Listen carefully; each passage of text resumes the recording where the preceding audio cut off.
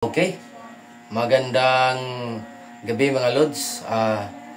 May nag-comment sa akin yung kaibigan natin kung sabi niya ang LVD daw ng Samdon is hanggang 11.5 lang. Pag tumaas ka dyan, pwedeng magka-error yung parameters ng Samdon. Salamat pala sa kaibigan natin na nag-comment. Pakita ko yung link, lagay ko dyan. Maraming salamat, Lods. Kaya naisipan ko na gumawa ng vlog na naman tungkol sa Samdon. Kung ang LVD ba talaga ng Samdon ay hanggang 11.5 lang, gaya ng mga ganyang solar charge controller, hanggang lang yan, 11.3 ata, 11.3, 11.5, parang ganun lang. At saka subukan natin yung Samdon kung pareha lang ba sa mga solar charge controller na hanggang 11.5 lang. Okay, maraming salamat, Lods. Tingnan natin. Okay, yung LVD pala ng Samdon ay nasa A4 na settings. Paano ba natin iset yung A4? Okay, pindutin mo lang ng long press, 3 seconds. Yun, A4. Yung A4 natin is naka 10.5. Kaya dito sa main menu ng Samdon natin, balikan natin. Walang error diyan, Diyan magdi-display yung error diyan. Okay. Kaya subukan natin. Gawin natin 11.5 kung mag-error ba o hindi. Okay, A4. Para malipat, pindutin mo lang ng 1 second. Okay, lipat na. Para i-change yung value dyan, ito lang. Yung page. Okay? 1 second. Okay. Try natin, ha. 11.5 hanggang 11.5 lang. Okay, 11.5. Tingnan natin kung mag-error ba.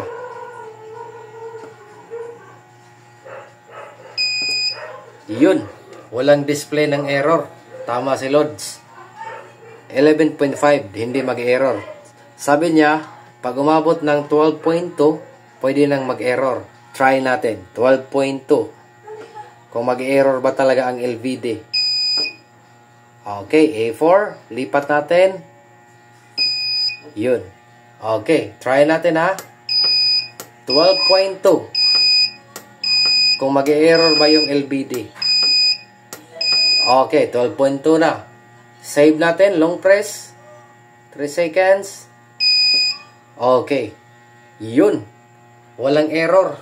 Kahit naka 12.2. Yun ang settings ng LVD. Tingnan natin, ha. 1, 2, 3. Yun, nag-13 error. Yung output. Yan. Okay. Tingnan natin ulit. Yun. Tumutunog nga. Nag-error ng 13 ang error ng ng Samdon natin. Okay, ha? Ano ba yung 13? 13 yung naka-display.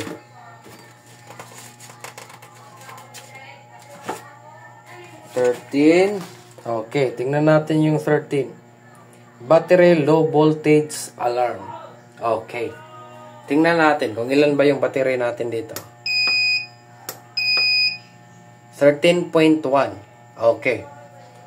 Kaya, subukan natin. Balik natin doon sa yun, 45 degree yung yung degree sa loob ng yun, Samdon. Okay. Try natin tingnan yung gamitin natin yung natin. Nag-error 13, ha. Okay. Subukan natin muli yung natin, yung inverter natin. Okay? Peng! Off na ho ha.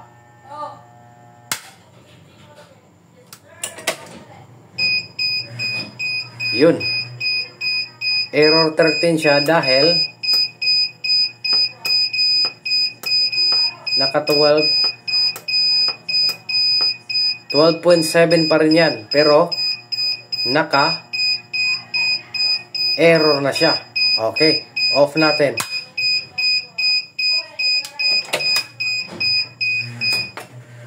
Okay.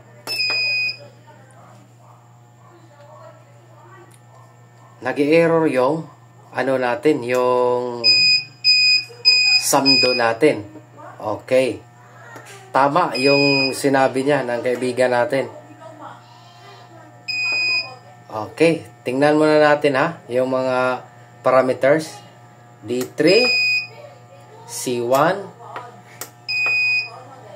A2, 14.5. Ano ba yung A2? Sa ano natin? Charging current, constant voltage. Okay, constant voltage yan. 14.5. Okay, fades up. A3 is floating charge voltage is 13.5. Okay, A4 is 12.2. Nag-error siya. A5, 13.4. Yun ang automatic auto start output at saka auto cut output. A6 13.4.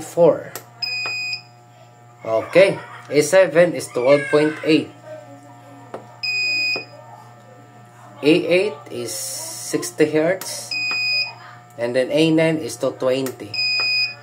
Okay.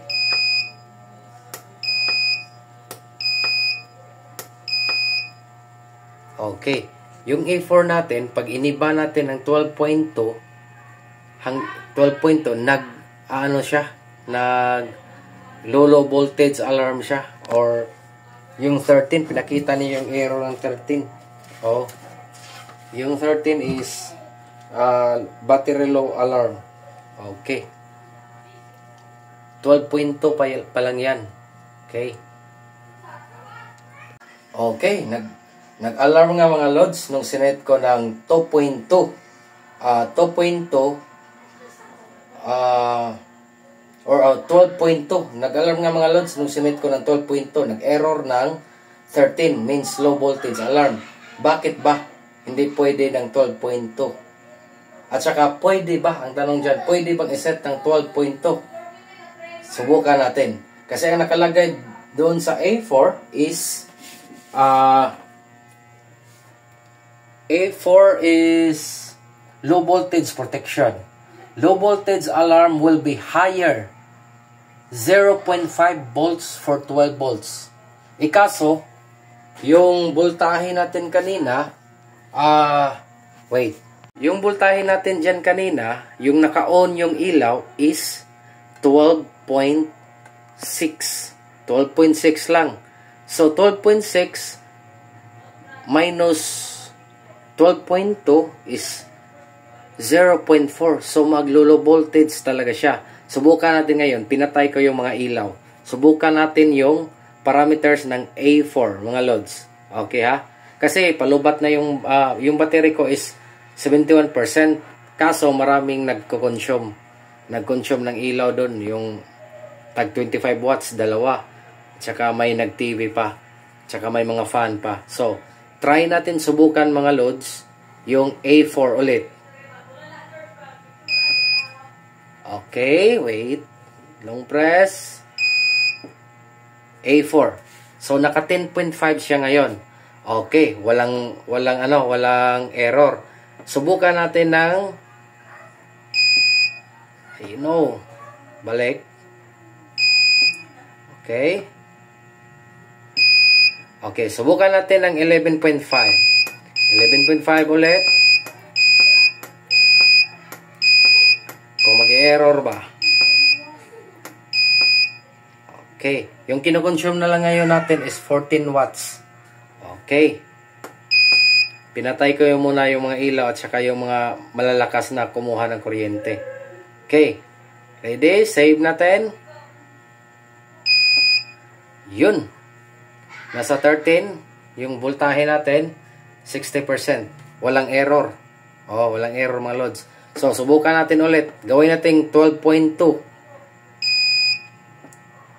Yun. Okay. Subukan natin 12.2.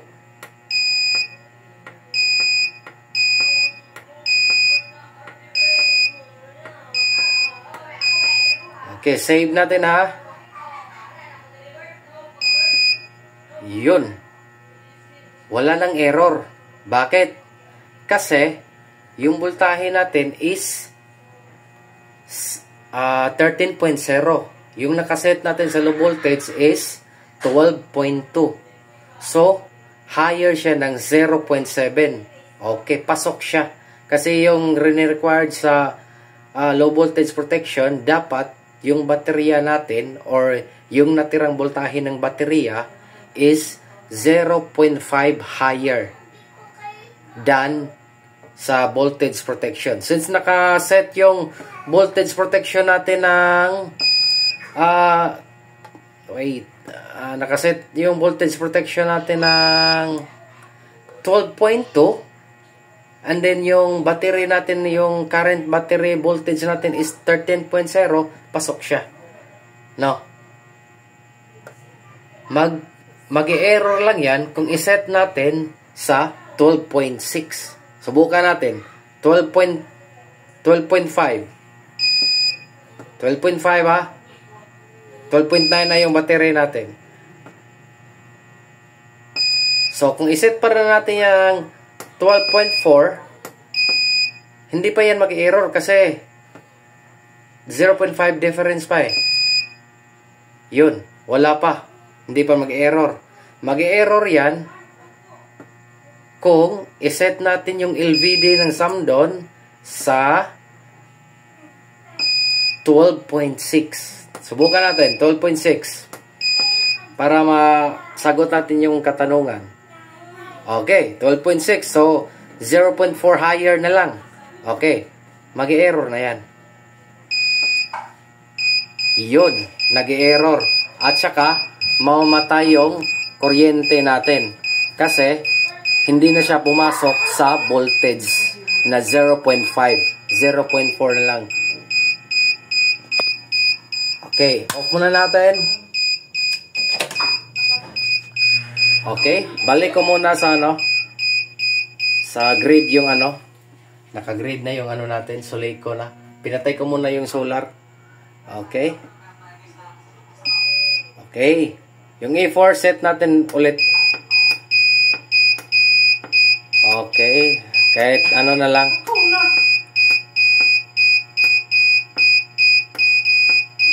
$12, 10.5 na lang. Or 11.5. 11.5. Okay, 11.5. Walang balikan kasi ito eh. Yung natin, yung pag-set ng parameters, palaging pataas lang. Walang balikan. Pag lumagpas ka, so, balik ulit.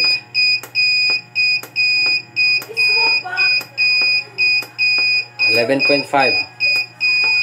O kaya 11.6 na lang. Para 12.1. Mag-cut off siya sa 12.1. Yon. Then, save natin. Yan. Yun. Wala nang error.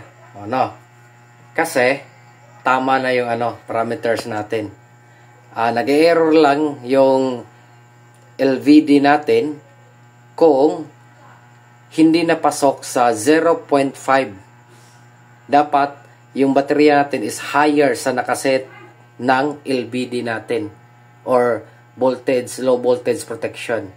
Kung nakaset siya ng 12.0, dapat yung baterya natin is nasa 12.5 pataas pa. Kasi pag 12.4 pababa, mag-error na yan, maglo-low voltage na yan, tapos i-cut niya, patayin niya.